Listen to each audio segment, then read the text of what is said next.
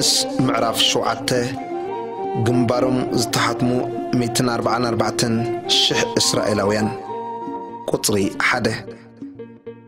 ድሕርዚ ድማ 4 መላእኽቲ ኣብ 4 ማዕዘን ምድሪ ደው ኢሎም ኣብ ምድሪ ወይስ ኣብ ባሕሪ ኣብ ኦም ዘበለውን ንፋስ ከይነፍስ ነቶም 4 ንፋሳት ምድሪ ሒዘምዎም ርኤኹ ማሕተም እቲ ህያው ኣምላኽ ዘሎ ካልእ መልኣኽውን ካብ ምብራቕ ፀሓይ ክወፅእ ከሎ ርኤኹ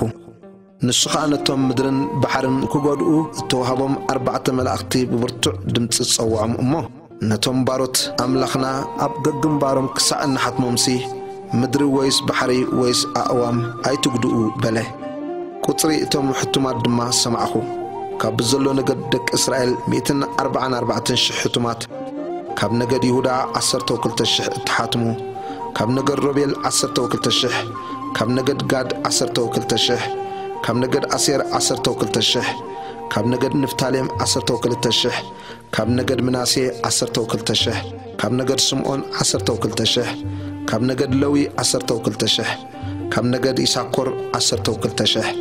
ካብ ነገድ ዛብሎን 12,000 ካብ ነገድ ዮሴፍ 12,000 ካብ ነገድ ቢንያም 12,000 ተሓትሙ ካብ ኩሉ ዓሌት ዝተኣከበ ህዝቢ ቁጽሪ 9 ድሕርዚ ድማ ርኤኹ እንሆ ካብ ኩሎም ኣህዛብን ዓሌታትን ህዝብታትን ካብ ዘሎ ቋንቋታትን እተኣከቦ ሓደ እኳ ክቆጽሮም ዘይክእል ብዙሓት ሰብ ጻዕዳ ክዳውንቲ ተኸዲኖም ጨንፈር ስየ ኣብ ኣእዳዎም ሒዞም ኣብ ቅድሚ እቲ ዝፋንን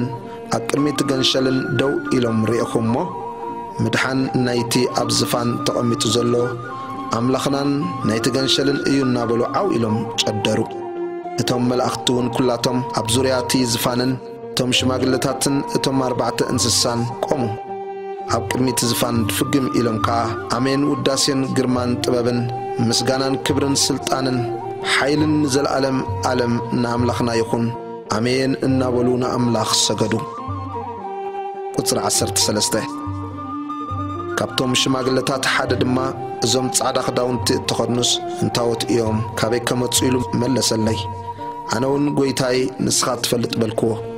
ንስኻ እዚኣቶም ካብቲ ብርቱዕ ፀበባ ዝመፁ እዮም ንኽዳውንቶም ከዓ ብደም እቲ ገንሸል ሓፂቦም ኣጻዕደው ስለዚ ኣብ ቅድሚ እቲ ዝፋን ኣምላኽ እዮም ኣብታ መቕደሱ እውን ለይትን መዓልትን የገልግልዎ ኣለዉ እቲ ኣብቲ ዝፋን ተቐሚጡ ዘሎ ከዓ ንድንኳኑ ኣብ ልዕሊኦም ክተኽሎ እዩ እቲ ኣብ ማእከል ዝፋን ዘሎ ገንሸል ስለ ዝጓሰዮም ናብ ዒላታት ማይ ህይወት ከዓ ስለ ዝመርሖም ኣምላኽ እውን ካብ ዒንቶም ንብዓት ዘበለ ክድር ዘሎም እዩ እሞ ደጊምሲ ኣይክጠምዩን ኣይክፀምኡን እዮም ፀሓይን ሃሩርን ድማ ከቶ ኣይክረኽቦምን እዩ በለኒ